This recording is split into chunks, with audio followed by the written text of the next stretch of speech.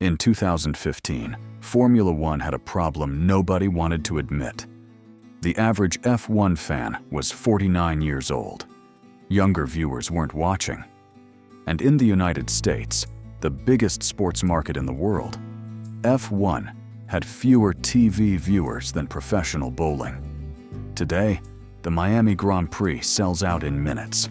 Las Vegas shut down an entire strip of casinos to build a racetrack.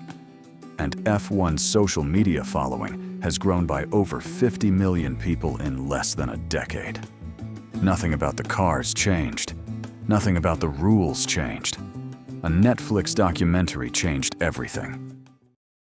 By 2016, Formula One was bleeding viewers. In the UK, the sport's home, TV ratings had dropped by 50% in just a few years. Germany lost half its audience after Michael Schumacher retired. The US numbers were barely worth measuring.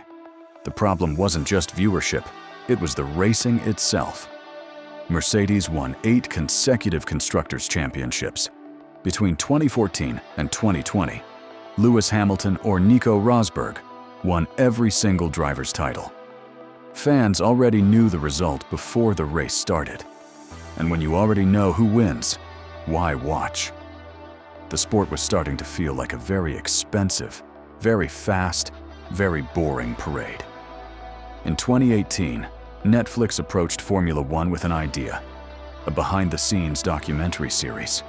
Full access to teams, drivers, and the politics happening off track. The reaction inside F1 was skeptical. Ferrari refused to participate in Season 1. Red Bull refused too. They didn't want cameras in their garages. They didn't want journalists seeing arguments, failures, and pressure. But Netflix didn't need them. They filmed the smaller teams, the ones fighting for survival, fighting for points, fighting just to stay in the sport.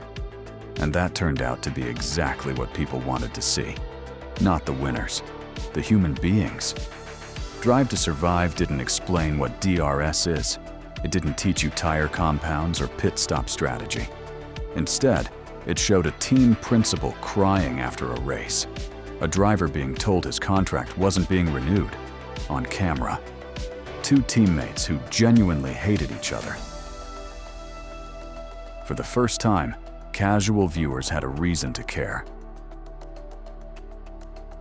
Season 1 launched quietly in March 2019. Then something unexpected happened. People who had never watched a single race in their lives started tweeting about F1 drivers. Lando Norris, a 20-year-old British driver, suddenly had millions of followers who had no idea what team he raced for. Lewis Hamilton appeared at the Met Gala, and the fashion world paid attention. The audience that showed up wasn't the traditional F1 crowd. It was younger, more diverse, more American. And they didn't just watch. They became obsessed. F1 merchandise started selling out. Simulator games hit download records. Teams' social media accounts went from dusty PR pages to actual entertainment. Formula One had accidentally created a second product, and that product was drama. The results were hard to argue with. Between 2018 and 2023, F1's global audience grew from 490 million to over 700 million people.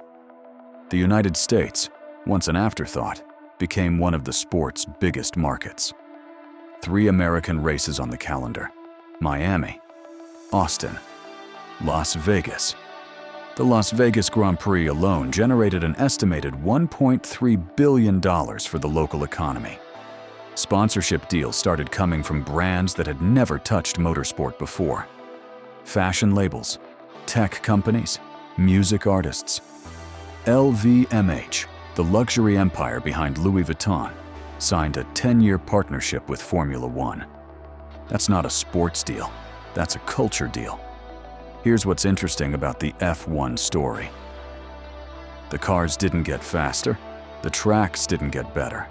The racing, honestly, wasn't always more exciting. What changed was much simpler. People got to know the drivers as human beings before they watched them race. And once you know someone, once you have a favorite, once you have someone to root for, a sport becomes something completely different.